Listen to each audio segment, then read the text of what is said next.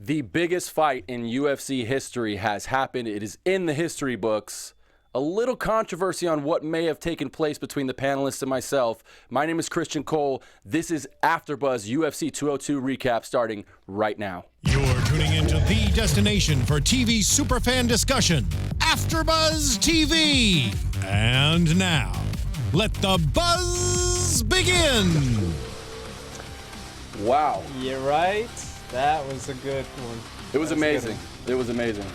We have a lot to get to. My name is Christian Cole. I want to introduce myself first. I am filling in almost on a permanent basis, I would imagine, for the legendary Jay Tan. Yeah. And before we go any further, I just want to say that Jay is a great friend of mine and a phenomenal MMA mind. It is big shoes to fill, but I'm happy to fill them. So Jay, if you happen to be watching this episode, hello to you, sir. Hey, well, you Metaphorically big shoes, because he's like a size 6. He's a size 6.5. 6.5. I was going to say, let's get out of the way. Welcome to the show, Christian. you. Thanks for joining us, man. Thank you very much. I appreciate Personally, that. I know personally I've been trying to get you on. I know you do a lot of like ring announcing for like what's it, Get Fight? Get Down Fights. Get Down Fight, yeah, that's in Santa Ana. So I have that and some commentary experience with MMA as well. I dabble in a little boxing, a little striking with some of my friends and stuff. But I'm a huge MMA fan, and some of you may know me as being a pro wrestling fan as well. But I am happy to be here. Thank you for the gracious welcome. So I want to introduce you guys. George Hermosa, a friend of mine, somebody that we worked with last night at PCW. We have a wrestling MMA crossover That's thing right. going I'm on. trying to get this kind of pro wrestling, but he's like, You no. know what? He's like, I only like the real stuff. I'll think about it when you guys join me in analyzing some MMA. It's not MMA, let's some do it. basketball, So, some that's what we're NBA, doing. sorry, some NBA. Oh, NBA. And if those, abbreviations they'll get to you when you think about them all day. I'm up for that. I'm already a big Laker fan, so. You know what? Dodger There we fan. go. So, see Now, you on that. you got free tickets to a show? Maybe. Okay, then see, we got to work on that. Now, hey guys. Real quick, this is Gabriel Gonzalez. Go ahead, Gabriel. Yep. Yeah. How you doing? You guys always know you can find me on Twitter at Double G on TV.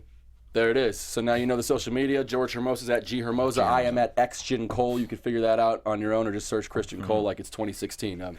We have a lot to talk about. Let's get straight to what I think everyone is tuning in to hear us, our opinions.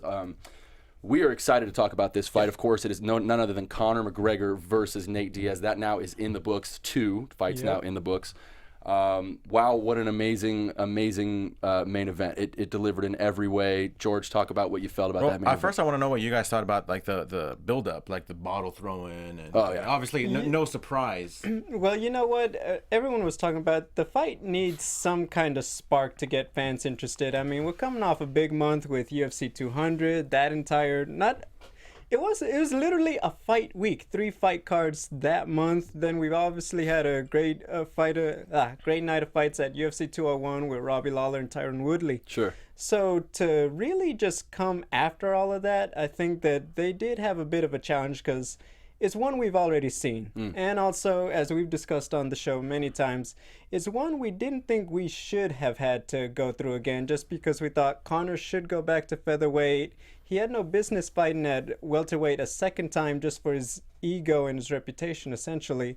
So the bottle throwing, all that build-up, it provided the hook necessary, I think, for a lot of people because it got that buzz back in the building. I'm not gonna lie, I thought the build-up was a little lackluster, at least compared to the last one, and especially the last one. I think was it 10 days notice? Yeah, 11. Pretty much that fight like was thrown. I figure now you got 2-3 months in advance. I'm sure they're gonna have a lot of like good stuff coming up, like as we would say, the storyline or the build-up drama in pro wrestling. I thought I was gonna see a lot of that, and it kind of like up until 2 days before, I'm like, dude, where is everything? Where's the smack talking? Where's the the Fox back and forth, side by side interviews? And again, we didn't really see it. So it seems to me like, to your point, George, is the company's kind of losing control of their ability to get these guys to show up to the selling of the fight, the press conferences, the ESPN interviews, etc. And what I'm starting to find is that some of these UFC stars are outgrowing the company with their own stardom.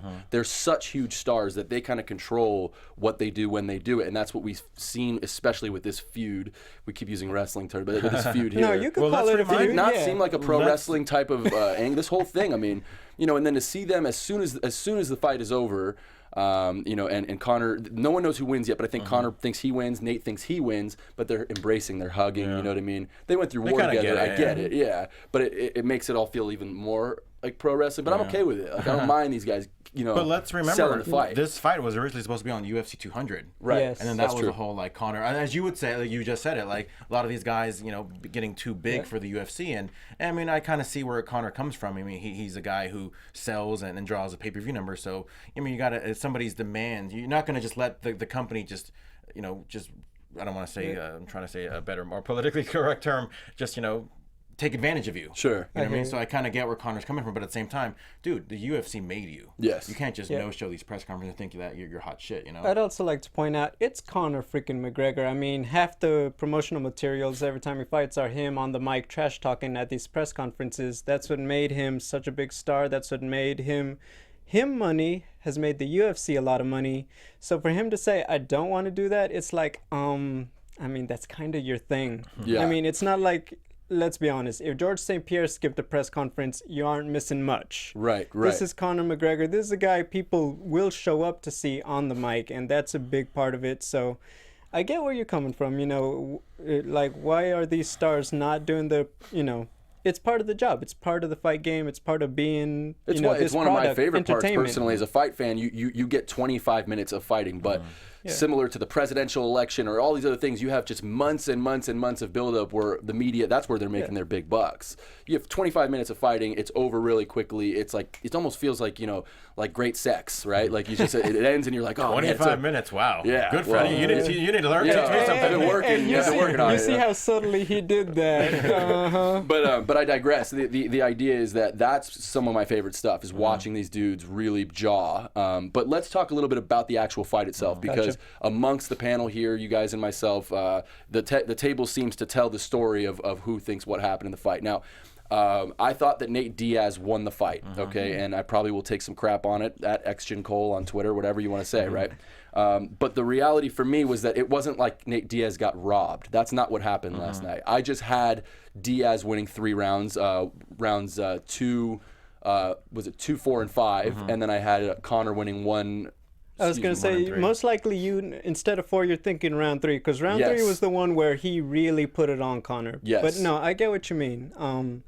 Look, you are not alone. I know a lot of fans thought that. I'll be honest, when I was watching that fight, in the moment when you're thinking about the trash talk, you saw the line of security in the cage to keep these guys apart. Yes.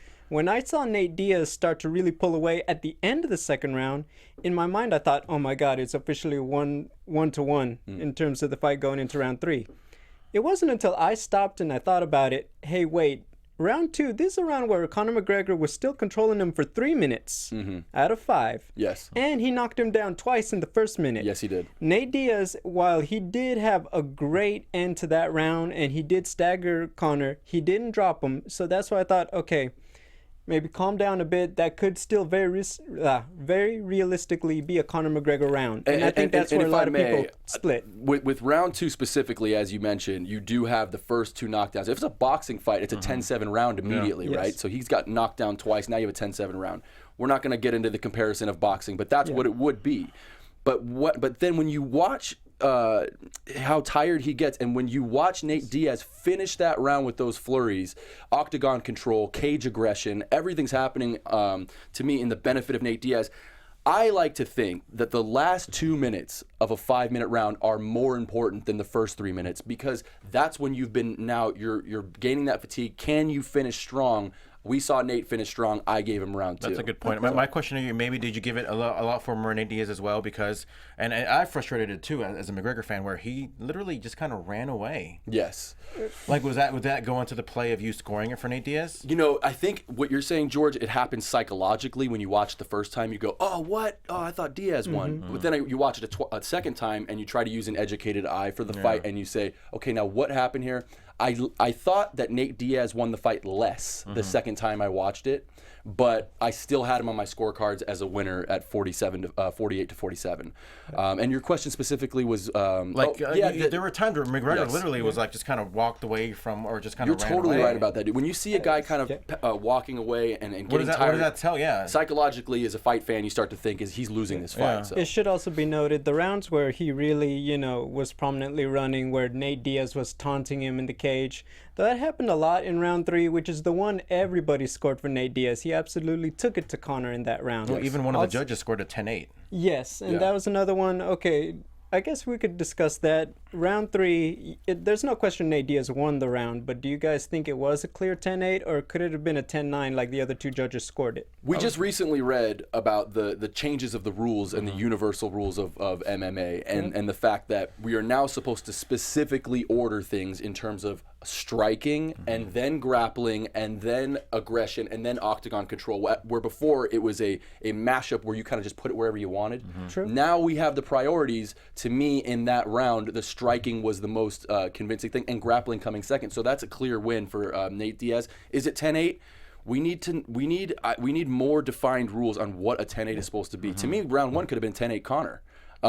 He knocked him down in that round. He beat him up the whole time. He didn't really take any punishment at all. Why is that not a 10-8? Yeah. And that creates that draw. I think the one judge had a draw, but he didn't score the first one 10-8. He scored the third one the third round 10-8. I think especially with the second round, I mean, I can see where easily Nate Diaz could have easily stolen that round because of the end. And we've seen it in even the previous fight where you have Connor coming off strong, and then Nate Diaz, that guy's, man, he's like a marathon fighter. Like that guy's like pace and intensity just not go up and down. It's just a steady flow. As opposed to you saw Connor, he was tired. Yeah. He was tired after the second round. You can clearly see, the mouth open, the breathing heavy, and Nate Diaz just kind of still there, like just steady and like. Nate Diaz is so impressive. Yeah. I mean, it's like because he has like that hood. Because I'm from Oakland, California, so that's only about an hour and a half away from Stockton. And Stockton is What's up, homie? Yeah, homie. So Stockton is like legit where badass dudes live. Just period. They street fight all day. That's what they do. And this whole camp grew up there, from Jake Shields to his brother Nick, his brother obviously. Nick, and one of them was escaping. Gilbert Melendez. Gilbert Melendez is the one I'm thinking of, who's just a warrior. Yeah. And so that's entertaining in of itself. And it's like, but you don't think of a guy who's a street fighter to be able to all of a sudden be able to fight 25 solid minutes without slowing down at all.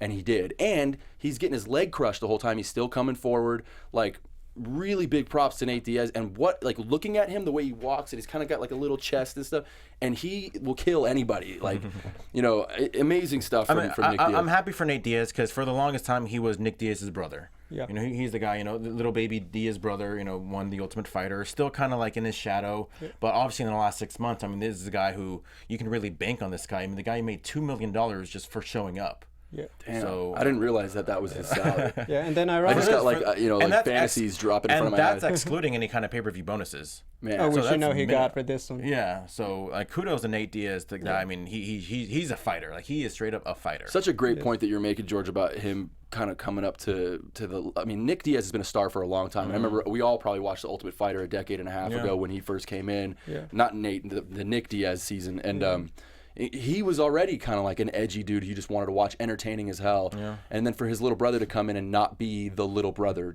but to be like his own star. Really great story, man. Well, I mean, it's always interesting because when you look at them, they have very similar skill set. So that's very noticeable. Obviously, they are brothers, not just in blood, pretty much in the cage. They mirror each other a lot.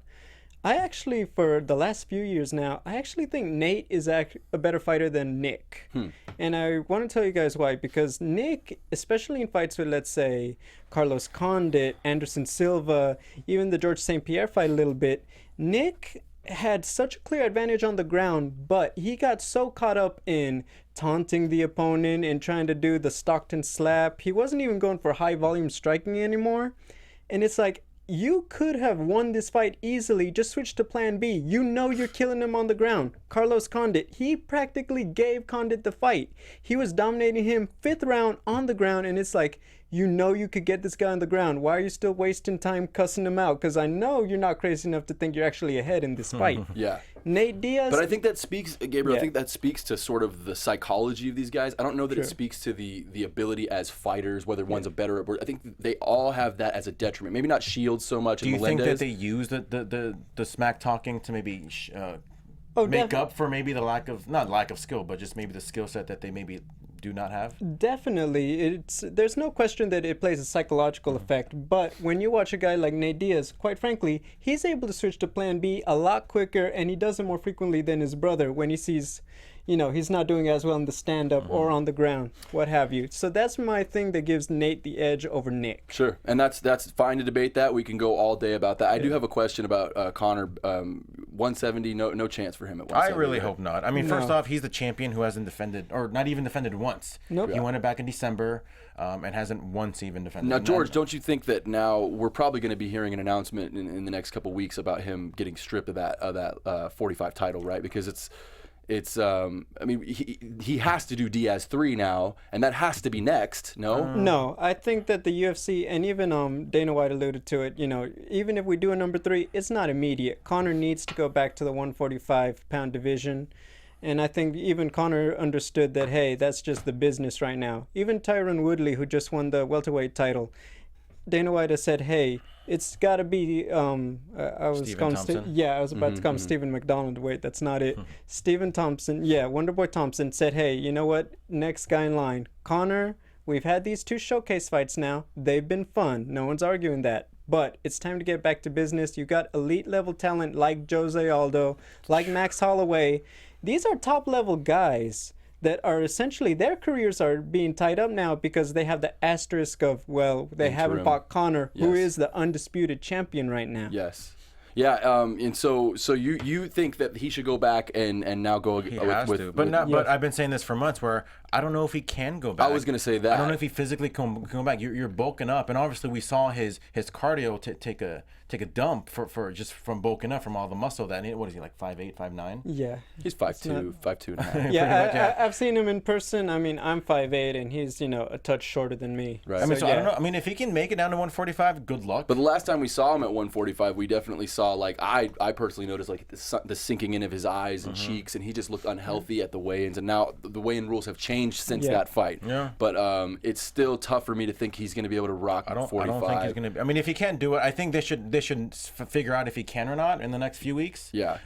Just to know what to do. George, is he interested in being a champion anymore, or is he interested in making money and wearing suits and talking shit? I mean, what is it about Connor McGregor? Honestly, I think it's more the latter. I think he saw that he can get to the top of the plateau, and it's like, well, what's next? Like, he's just gonna keep making a living. And I think he kind of got everything he wanted. Yeah. Now it's like, now he's gonna have fun with it. I mean, knowing Dana White and the relationship that they've displayed over the last couple of years, maybe he'll just make like a 161-pound division, just for, they'll call it the Connor McGregor division. You know what I mean? Make him the champion. The Connor weight. Notable, he can go to 145 and still wear his suits and make his money too. Amen Just to throwing that, that out there. That's exactly right. Yeah, I mean, that's where he started. But I see what you mean. Yeah.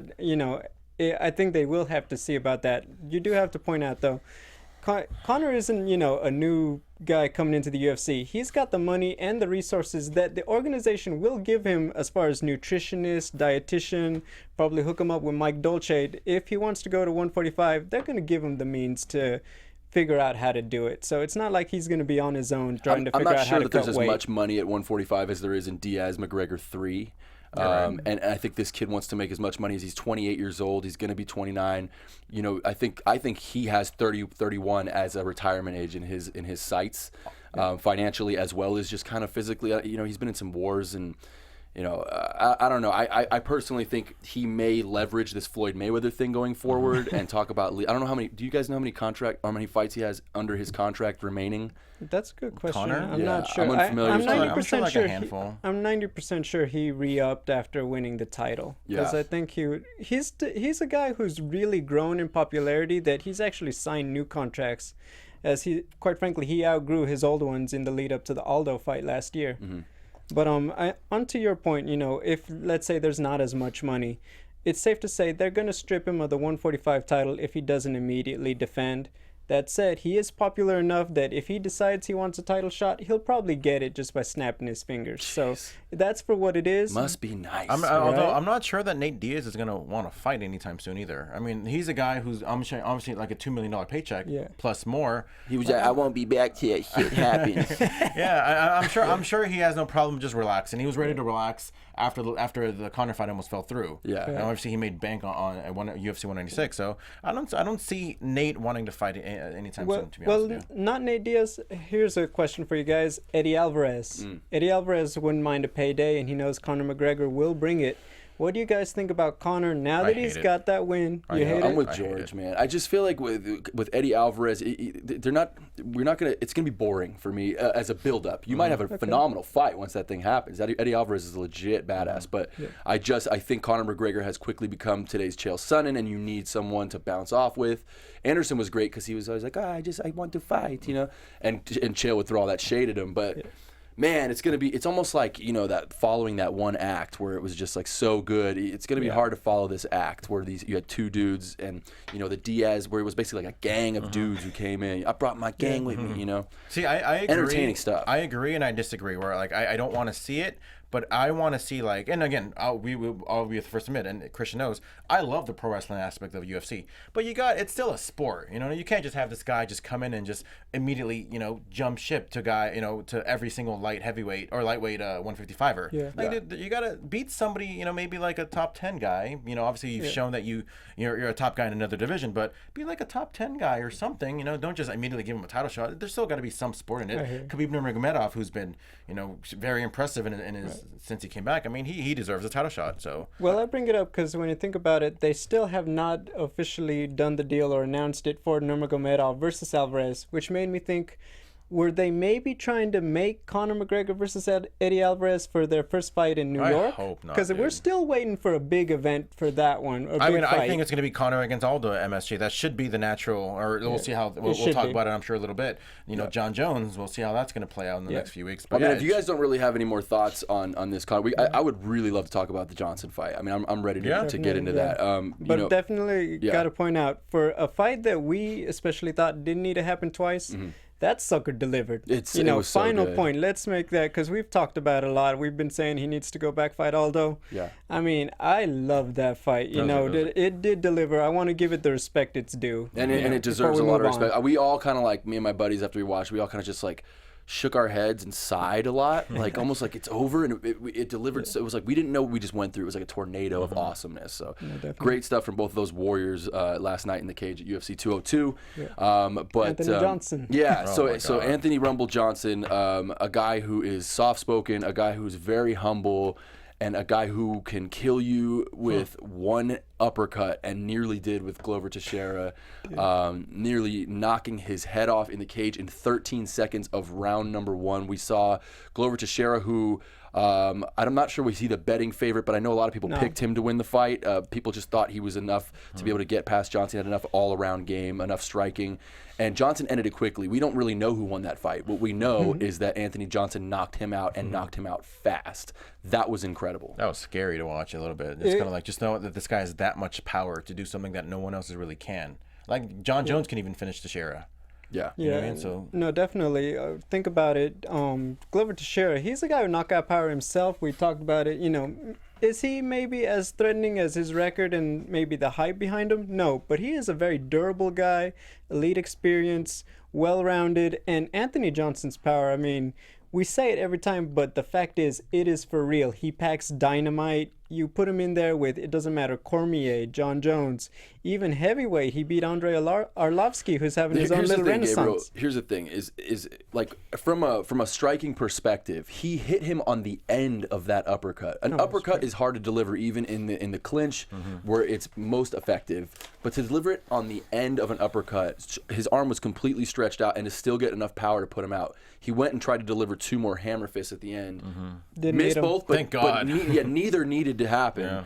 And then maybe 60 seconds later, we see him actually clinching with Dan Miragliotta. We see Glover not knowing where he is. He was knocked out. He was out of his wits for at least 2.5, 3 minutes. That is a scary dude knocking you out like that. And immediately we see the immediate promotion for DC and for Rumble Johnson. And wow, that is now the fight that I want to see the most of all the upcoming fights. I mean, CM Punk, obviously, me being a wrestling fan, I want to see some CM Punk fight. Still think CM Punk's going to lose, but don't tell anybody I said that. I was about to say, I hate to ruin your little pro wrestling fantasy, Christian, on your first day here, but he is, well, I mean, I'm a realist. We'll see. I love pro wrestling, Gabe. I'm a realist, but I do know what I see from Punk, and it's not that great. But let's digress and go back. DC and Rumble Johnson, you're talking about 2 of the most elite fighters in a division of elite fighters, and now they're going to go at it. Can you give me some predictions on what you think between one of the best strikers and one of the best wrestlers in the world going at it? Well, here's the thing. When you think about the fact that they just fought last year for the title, and the fact that Anthony Johnson, he's pretty much knocked out everyone who's even come near him in the first round since then, it's hard to say that it's going to be a different fight, but you have to expect that it is. Anthony Johnson, it's about his cardio. If he's working his wrestling, I think that he can sprawl and brawl with Daniel Cormier enough to do the damage that would take Cormier out. That said, that was what a lot of people thought in the last fight. Daniel Cormier, he's shocked a lot of people with just how durable he is, being able to take on guys like Johnson and Gustafsson standing up. So it's a tough one to call. I mean, it's hard to pick against Anthony Johnson after last night, but if there is a guy who's going to do it right now, it would be Cormier. What about you, George? Are you willing to pick against AJ? Oh, that's so tough. Like, especially after their last fight. Like, and I say this all the time too, where sometimes a loss can be the greatest thing to happen in your career. So you got to think, like, what has Rumble learned since that loss against Cormier? I mean, he looked good in, like, the first round against Cormier. He actually knocked him down. But then, obviously, the Cormier, the wrestling, the pedigree, the everything, like, he was able to submit Rumble Johnson. But, like I said, you got to think, what has he learned from then? And ever since that fight, he's looked like a freaking killer. And I just can't help to think, like, he's got a better shot. I still think DC is probably, going to win. But you got to help. Like, I can't help to think that Rumble's going to have a better chance than last time. And I agree. Should be fun I think when we go back 10 years and we talk about the history of MMA before, many men started training in MMA, but we're just coming from different martial arts and meeting in a cage. We talked about wrestling being the dominating factor within the octagon. I think that the game has changed so much now that that's not necessarily true. It's not that DC can't strike. DC can strike. I'm not saying that. I just think I'd give the edge of striking to Anthony Johnson. I'd give the wrestling to DC. But, man, if one's 1, the other one's 1A, right, in both categories. So it's going to be a phenomenal fight at 205. They have not announced when that will happen. They just basically teased it yesterday. But you think we're going to see that fight by the end of the year? I think what's very important to note is that they are both still pretty healthy. I mean, especially Anthony Johnson, I think that's a big one. I mean, that's my number one candidate, especially after seeing how beat up Connor was after last night. I think that's the one they were maybe waiting for to see about putting in the main event at 205 in Madison Square Garden. Man. Because, I mean, besides Ronda Rousey, and a lot of people have said that's most likely not going to happen, I feel like Cormier-Johnson would be the next biggest fight that you could put in there that people would really want to watch and would be deserving of headlining their first show in New York. Well, I can't disagree with that. I would love to see that. I think New York is going to have that buzz and that atmosphere after all the sort of embargo or whatever you want to call it that New York has had on it and now has been lifted, and now the athletic commission there is participating in the universal MMA rules and allowing MMA to participate there. We had both these fights, and I want to mention something really quick about the end of the. He said something, and I want to know if you guys agree with this. At the end of the Anthony Johnson Glover Teixeira fight, the Joe Rogan got on the mic and said, just whatever his Joe Rogan, whatever question you asked him, right? And Anthony Johnson's response, and I'm paraphrasing, had something to do with the fact that we don't need all this bottle throwing and trash talk to come in here and get knockouts. It was a little bit of a slight on what he saw in the circus that was Connor McGregor versus Nick Diaz. Do you guys think that he obviously has a point, but where do you guys align yourselves on the side of which side of the fence? Would you rather see the crap talking and the bottle throwing and one fan suing the UFC and all this other stuff? Or would you rather see the sort of old Japanese style of like integrity and go ahead and answer because I'm curious and I'll tell you my thoughts on it. Well, I'm very glad you asked because I had thought about that a lot because you know what, we're not in 2005 UFC lately. They're on Fox, they're a big network, it's so mainstream, and I'd like to point out as a fan who's gone to several of these events, the weigh-ins, press conferences, it's a family thing. It's open to the public. You can bring in your kids. But come on, Gabriel. I'm not going to buy that, man. I'll hear you. When Conor McGregor's on stage saying MF this, MF that, it's true, though. And throwing bottles with reckless abandon. I don't know, man. Now, here's the thing, and the throat slitting from the guy, one of the fighters. What was his name at the weigh-ins? He's like, all this is like it takes away from the family. I'll give you that. No, I'm not saying it needs to be family friendly, but I want to say this. when you see we're not talking about water bottles. He did throw what I'm gonna assume was a full can of Monster Energy. You know, everyone's hurt. seen those. Yes, and you don't want to think about corners cutting, whatever. I would hate for, a parent to say, look, I can't take you to the UFC conference to watch the guys on the mic because we don't know if they're going to be throwing bottles. So in terms of fan safety, I always got to side with that because I would hate for that to somehow curtail the popularity of the sport, the growth of the sport. Now, flip side of the coin, I get it. This is the fight game. They are coming to take each other's heads off. Emotions get high, and we love it. That's why it's so freaking addicting. So, yes, part of that, we live for that. We're so freaking excited because they look like they're really going to take each other's heads off after throwing those bottles and cans. So, Gabriel, what's your reaction then when you hear him say that? Should he shut up and just let those guys sell fights? I think everyone Does he have a point? He has a great point. Everyone to their own, but at the end of the day, fan safety should come before anything. If they're going to throw down with each other on stage, let them do it, but never ever let a fan get possibly in the way of getting hurt. George, who slipped on that? Who let Nate Diaz walk off the stage into the crowd? You know what I mean? I mean, that was a mistake. I mean, UFC security, by the time the fight happens, they end up having 10 guys in the ring. But, that was a big mistake. George, talk about Anthony Johnson's comment after the fight. I think there's no wrong way to promote a fight. Because at the end of the day, you want to go. I mean, you always want to go with the integrity. You want to see the integrity of the sport, but at the same time, when you follow all the integrity of the sport, and it only gets like 400,000 pay-per-view buys, but then you have bottle throwing, middle fingers, and swearing and whatnot, and then draws over a million pay-per-view buys. It's like you hate to say it, but it's like you want to. I don't want to say encourage that, but like. It does equal money. Yeah. And as a businessman, it does equal money. And as much as you hate to say it, it's like you want to see it, a little bit more, respectful and whatnot. And the biggest pay-per-view draws are those ones you never see. To me, there's something beautiful about wiping your feet off before you go in the cage, about bowing, about the art of jiu-jitsu, the art of karate, the way these guys are artists and treat it as such with honor and respect. But it's more entertaining if they talk trash. You look at Demetrius Johnson, who's probably one of the most dominant champs and maybe best pound-for-pound fighter in all the world, but look at his pay-per-view buys. 100,000, 200,000. It's like it doesn't help that he's 86 pounds. It doesn't help. I mean, but like I said, it's one of those where it's like it's something that just has to come with the territory. Unfortunately. Indeed, it does.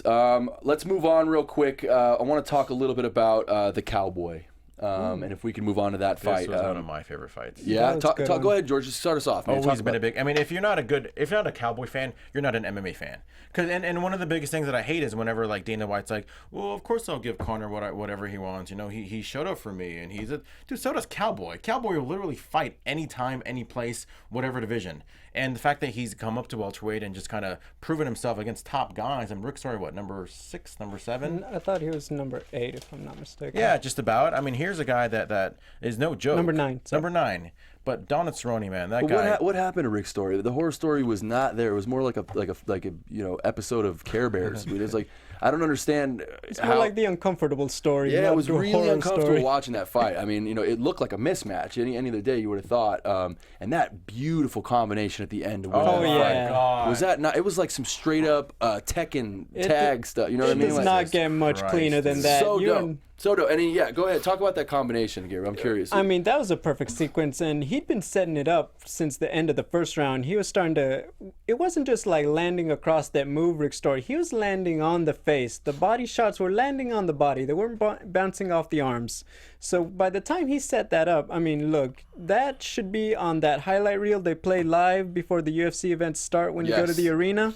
It doesn't get much better than that. And I guess the big question, Cowboy, what is it that he can look that great at 170, but he had sometimes slips at 155? I mean, you can't take away from his performance last night. He looks damn good at 170, and it's hard to believe it because he was the top contender, but he may be better at 170 than at 155. Which is crazy because oftentimes when we talk about MMA fighters and they're transitioning between weight classes, you often say, he moves up in weight, it's going to be more difficult. Unless it's a guy who's cutting. Yeah. But he definitely looks better at 170 when he made a name for himself at 55. So that's really strange. And, you know, without the dominance of GSP in that division, it's kind of open for a guy like Cerrone to go in there and kill it. I think 55 right now is a little bit more competitive than 70. Would you guys agree with that? Especially talking about, you know, we just talked about Khabib and Rafael dos Anjos. Yeah. He's supposed to fight Tony Ferguson, Yeah. Eddie Alvarez. Yeah, I mean, then again, Cerrone does hold the victory over Eddie Alvarez. Yeah. So that kind of like, I know Cerrone did mention going back to 155 in his post-fight interview. I think that's being opportunistic, which is a very smart move by Cerrone. Everyone But who's he doesn't watching care that about titles understood. either. He's most saying like, dude, I just want to get paid. Yeah, but This is fun for me. Yeah, but he's gonna get paid more if he got that gold belt on when he fights. So I think, you know, look, I think smart move. He understands he beat that champion at 155 where he used to be really great. Why not throw it out there? Worst case scenario, they say no. If anything, imagine he fights Eddie Alvarez, loses. Okay, go back to 170 and get back on this train.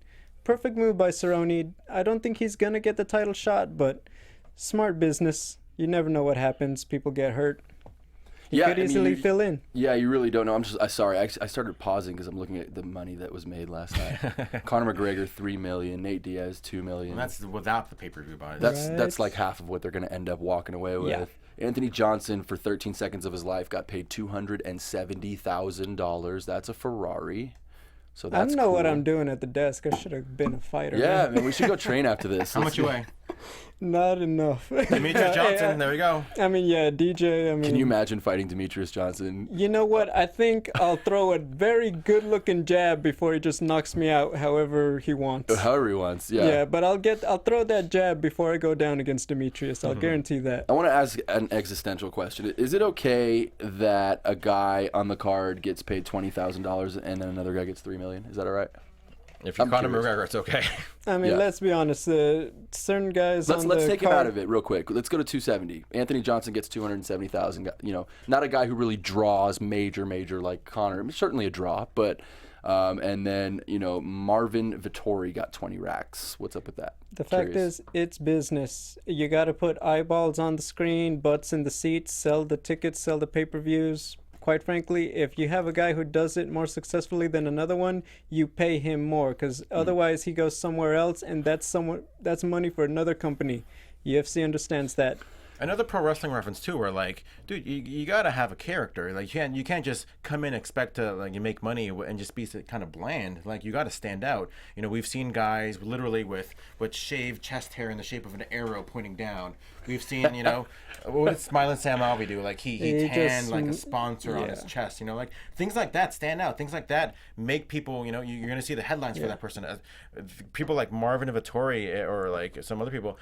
This is the first time I ever heard of them. Alberto Uda, or you know whatever their however you pronounce the name. Yeah. I'd never heard of these guys before. Yeah. You know, but and who knows? Maybe they can be the next Jon Jones or whoever they are or middleweight. So maybe he can be the next Chris Weidman. But Johnny Bones, I would argue, made his name in the cage, and it just happens to be a little flamboyant outside the cage. But mostly it's either his name in the cage or his cocaine use that's got him famous.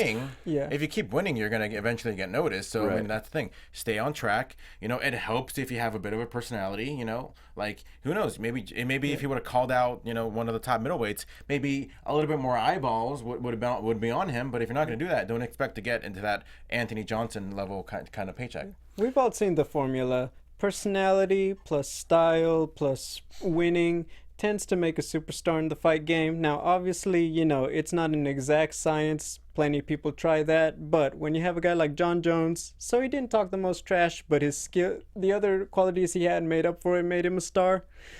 It's hard to really build yourself up. You got to be there a minute, then you also got to have that personality that just clicks at the right time. So that's just part of the game. I mean, I wish there was a better way to say, hey, it's a flat rate fee if you're a pro fighter, but the fact is it's entertainment. It doesn't work on that scale. Yeah, as soon as it turns into a business, you kind of forget about that sport aspect too, where it's like it is still a sport, but it's also, remember, it's still a business as well. And also, it's not just MMA. I mean, NFL, some quarterbacks are paid more than others. NBA, some players are paid more than others. Doesn't matter that they're playing the same position on the same court. Yeah.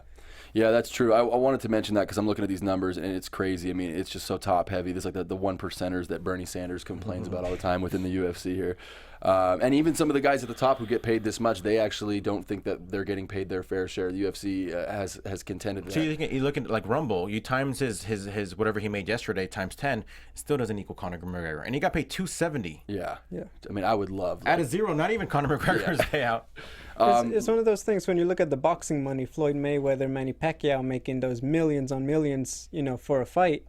I get where they're coming from, and I guess the UFC, I don't know if it's the fact that they don't have that long history to have all that old money, as I call it in boxing, that they just seem to have.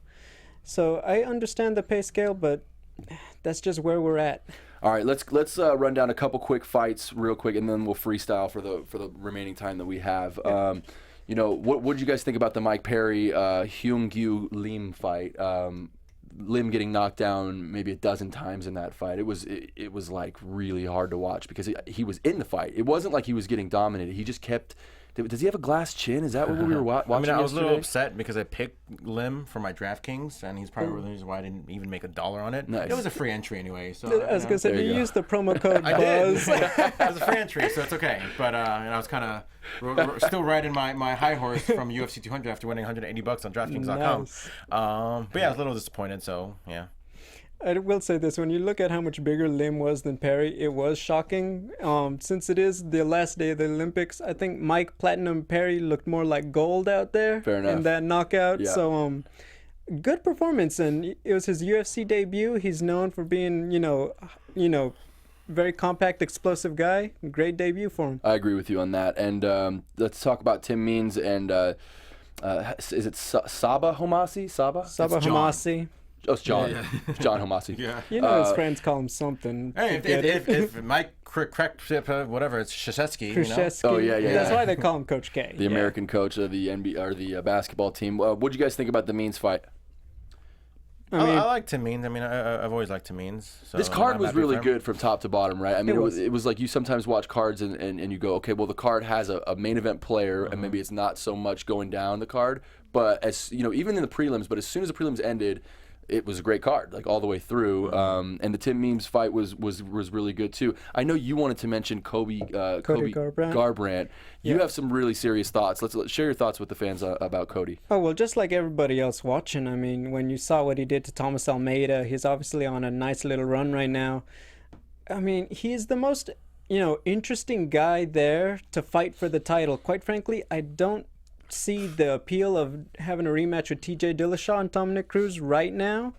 I also don't really want to see, let's say, Brian Caraway in there. I mean, you almost forget he's in the division. He just hasn't built up any, buzz around himself. Cody Garbrandt, just the storylines, whether he fights his old teammate in Dillashaw, or what I feel, the title shot with Cruz.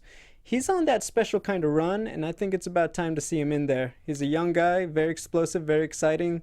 That's a fight I want to watch. I don't think George or I would disagree that Garbrandt could be the guy that needs to go in there. I think Garbrandt needs to start making noise. We've talked about this. Yeah. It's been one of the themes of today's coverage of UFC 202 in that you need to start speaking up. Closed mouths don't get fed. Just say some heinous, ridiculous stuff.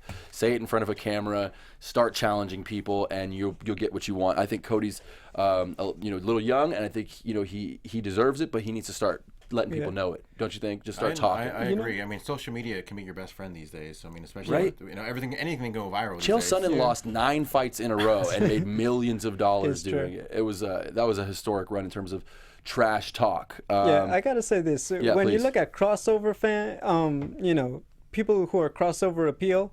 I think one of the biggest things, female fans, definitely. A lot of female fans come in, the appeal of Ronda, but we have that fan base growing. When I went to UFC 199, Cody Garbrandt was there in the crowd. I cannot tell you how many girls and fans were crazy about Garbrandt, and they knew exactly, he's a good-looking guy, young guy, nice tattoos. They had seen all his fights, and they were saying, when he knocked out that guy last week and the fight before, this is a kid whose star is growing. Yes. It's not just, the hype of the moment, like let's say maybe a Sage Northcutt. Right. Cody Garbrandt has a growing fan base that I think a lot of people are maybe underestimating him because he's so young. Why you got to put a slight on Northcutt like that, man? You know, hey, I think he's great, but I think, you know, I'm just kidding, you trash. What's his Sage is that another good-looking Abercrombie guy. and Fitch, Yeah. you know, cardboard cutout. I don't think it's gonna last too long in the fight game. You know, he may or may not. He's proven you wrong in the past, and then It's true. you know had some tough contests recently. I think Sage. I think your guy Garbrandt. I think that this is a new era. You know, there was a time when Gina Carano got a lot of men who thought she was a great thing to look at to come watch a Still sport. is. And she certainly is. But I mean, what do you think I watched Deadpool? Granted, it was a good movie, but I was like, oh, Gina Carano, let me watch yeah, it. Deadpool is awesome, man. But it is cool to have these type of crossover stars appeal to new fans, and if the women can deal with all the blood and all the gush and all that stuff, I know my grandmother, my mother, they all didn't. They can't watch it, but if you can, then it's a great sport to get into. So let's just talk about the future now. What can we expect? I mean, I want to take a minute and just talk about CM Punk, if I could selfishly do that. We alluded to it earlier tonight. We saw a really awesome promo following a long television special that aired on FS1 this week. Yeah. The theme of that television special, as well as the theme of the promo that we saw in last night's 202, was that CM Punk is just happy to be here. And that is a scary, scary promo to hear for like his publicist. Like maybe he's cool with it because he knows how to work a crowd, he knows how to sell a fight, and maybe if that's the story and he comes in and knocks off Mickey Gall, then we all of a sudden go, whoa, what a badass. But for now, it just feels like they're going like, hey, this is Phil Brooks. He used to be a wrestling star, and he's going to give this a try. Really hard. He's going to give it a try. And that scares me as a fan of Punk, as a person and a wrestling fan. Talk about your CM Punk expectations. Talk about the way they're presenting him, guys. I mean, George, I get it, because obviously in pro wrestling, you can be, and we both know, I mean, we both know, you and me, Christian, from being fans and being in there, that you can be the top guy in, you know, the best wrestler there, and still not given that main event level status, maybe due to backstage politics or, you know, whatever. And obviously UFC is a lot different. If you're the top guy, you're going to be treated like a top guy. So I kind of Even get if you have no fights at all, Exactly. or not even a like wrestling match. So I kind of get maybe that his appeal, aside from actually being maybe a fight fan himself, and, you know, obviously a lot of backstage politics in WWE. So I mean, it sounds like he's been talking about this for a while, even when he was with WWE, training a lot of jiu-jitsu, even in his pro wrestling style, a lot of Muay Thai. You know, obviously maybe a pro wrestling style as opposed to actually getting a, you know, Muay Thai background. Two different things. Yeah, I mean, as a fan, I really want to see him win. Also, as a fan, I want to see him lose and maybe go back to wrestling. You know what I mean? I want to see him win like 2 or 3, and then I don't mind him maybe like grabbing his ball, going home. But I want to see him win. George, do you notice his physique improving? I couldn't tell, but obviously, I mean, I think as a wrestler, when we saw him, you know, just pretty much in underwear tights, he was what, 210, 220. Right. He's fighting at 170. I thought it was 185. No. No, he's a Or 170. I He's think going it's to welter. 70, yeah, Okay, yeah, cool. yeah. So I'm My sure bad. right now he's probably weighing at what, 185, 190. He With the fight in yeah. like 3 weeks. But now? he's a guy who's 10? always been in phenomenal shape. I mean, like not the greatest, like, you know, defined physique, but obviously like you're like kind of like a Nick Diaz or Nate Diaz, Sure. where like you can tell this guy's very much in shape. Gabriel, I got to ask you, man. You know, you're not a wrestling fan. Is that safe to say? Yeah. Pretty Okay, much. cool. So that's actually perfect. So for the fans that are watching this show and that really aren't wrestling fans, can you give me that perspective on what it is to see a pro wrestler come in? You have Brock Lesnar in the back of your mind. Obviously, a different beast. He's Definitely. 290. No, of course. Talk about your impressions of CM Punk and coming in, and the most recent impression. We knew a year ago, but now, what are you thinking? Well, you know what? Of course, look, when you don't know the guy, I understand. Okay, I don't watch wrestling, but hey, all these guys that I'm sitting next to are really hyped up about it. So for me, it's like, all right, well, let's see him go. Let's see him fight. I mean, when you know a guy doesn't have any fights and he's got to train 2 years just to finally have his first bout, I mean, it's kind of hard to be sold on that ticket. I think a lot of people are with me on that. But look, I mean, he's here, right? We're going to see him fight CM Punk. Let's see you put on a show. Mickey Gall certainly wants to be the guy to be like, oh, yeah, I knocked off that pro wrestler. I sent him back to wearing his tights. Boy, did Mickey Gall look good in that first he did. UFC fight. And finishing his opponent with a rear naked choke in convincing fashion. I don't know that Punk has the jiu-jitsu for this kid. I certainly don't think, and God bless Phil Brooks, you know, but like I don't think that he has the striking. I'm watching him with his striking coaches. I'm watching his form, his his but poise, his stature. It's not there, This man. was filmed like, because I think it's a 4-part special. This was filmed. George, back, he's like, 37, man. Yeah, I know. Thank you. But I know, but I'm saying like just to give him credit, this was filmed like 2 months after he decided to be a UFC fighter. Obviously he's probably progressed. Still think he's gonna lose. Don't get me wrong, but yeah, What I do you mean, call the betting odds, George, going into that fight? I don't think we've seen him. None of us have looked at it. I'm sure if CM Punk wins, I'm sure like for every, it would be like plus 400 or something. Oh, You think yeah, it plus? Okay, no, okay. I see him as the underdog just because, you know what, Mickey Gall, quite Or frankly, whatever. he's like been... you bet 100 to get 400. Yeah, he's actually Oh, been in see. there throwing full speed, Mickey Gall, so I think CM Punk, I'm not a Vegas guy, I can't give you the odds, but I think Mickey Gall is going to be the favorite. Well, I love regardless. me some Vegas. I love me some betting on fights, and I will tell you that my thought on it is similar. And you said it right when you said plus 400, but I would take it down. I think he's going to be a plus 150. It's too much of a because I think it's too much of a question mark. You I just mean, he's don't. at a great camp, Rufus Sport. A phenomenal camp up there in Wisconsin, I believe, and But you're still building from scratch. yeah. That's the thing. And Vegas Oddmakers High, like, how are you going to figure that one out? Now, Just check out his tape from WrestleMania 31. I gotta say this, my dad, very, long-time boxing guy, but he always makes a point, it's like, look, they all make sure they look good in the promos when they're selling these fights. Yes. So CM Punk, it doesn't matter if his striking sucks. They're gonna have him looking really good hitting pads when they do the promo in the cage at 203. Sorry, I was Yes. thinking, we just got done 202.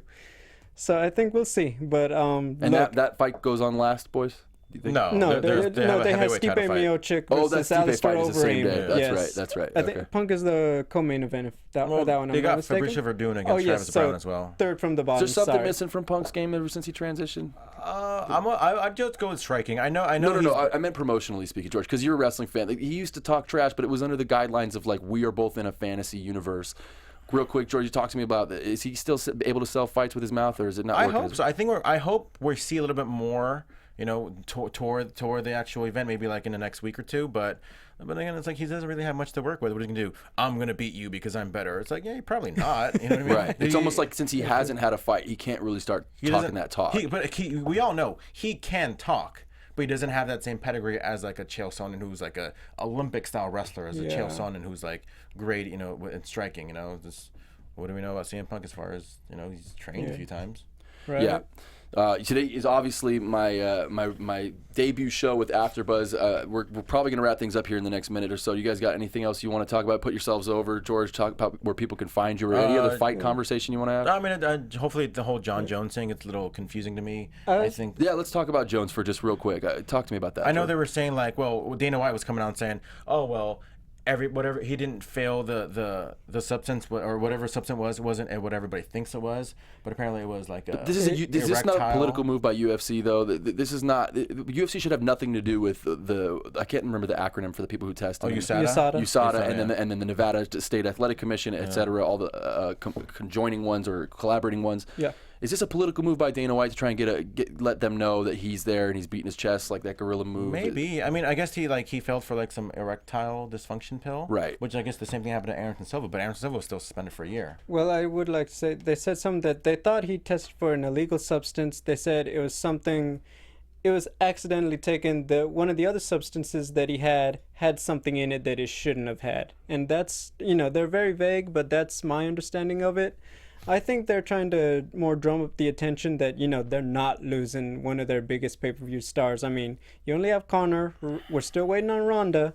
Without Maybe Jon hoping Jones. for GSPZ. Yes, so it's There's still been a out lot of there. talk about that too. But yeah, Jon Jones is a guy, they don't want to lose him for 2 years. They want him back. So And especially is that the end of his career? If he goes out for 2 years, he comes back, he's 34 years old or 33 years old, whatever it might be. not done, but not the top guy. And that's what you know. need if you're Dana White and Lorenzo and the Yeah. boys. You need him to be the top guy. And also, I'm glad that, Anthony Johnson, Daniel Cormier, they understand all the talk going on, but they said, look, we're fighting. We already know this.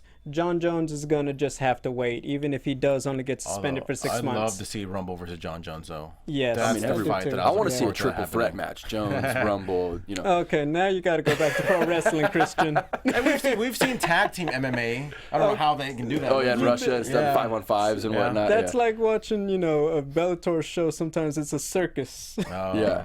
Which, I mean, I know you guys love it, but yeah. I know I'm firing him hear off you. quickly or put you guys on the spot, but asterisks on either on the winner of Johnson and Cormier still with Jones sort of looming. Not an asterisk. I think at this point. Cormier is the champion. I think he's Yeah. the champion. But doesn't it will always feel so weird that we just because Jon Jones never I lost. get what Jon you Jones mean. really screwed us all over. All of us fight fans really got screwed by this guy. And man. that's why Conor McGregor needs to go back to 145, because now you're gonna have two divisions like this if Conor McGregor doesn't go See, back. that's an asterisk because you have Conor McGregor, a healthy Conor McGregor fighting Yes. another in a different division more than one time. Yeah.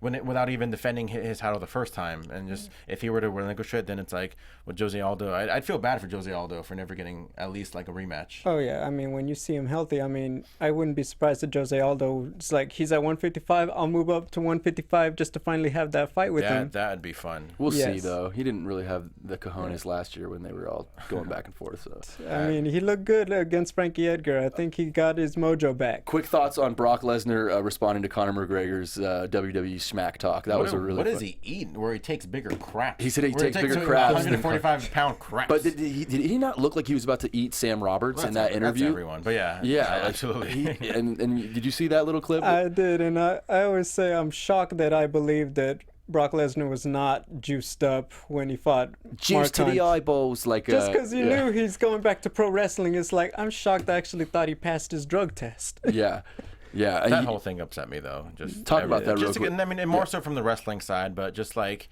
what? Just because you don't plan on fighting anytime soon, you're just gonna juice up because you don't give a crap. Like, dude, have some respect, you know? Yeah. Well, he's fighting Randy Orton as we're sitting here Yeah, talking to whatever. you. So I gotta go.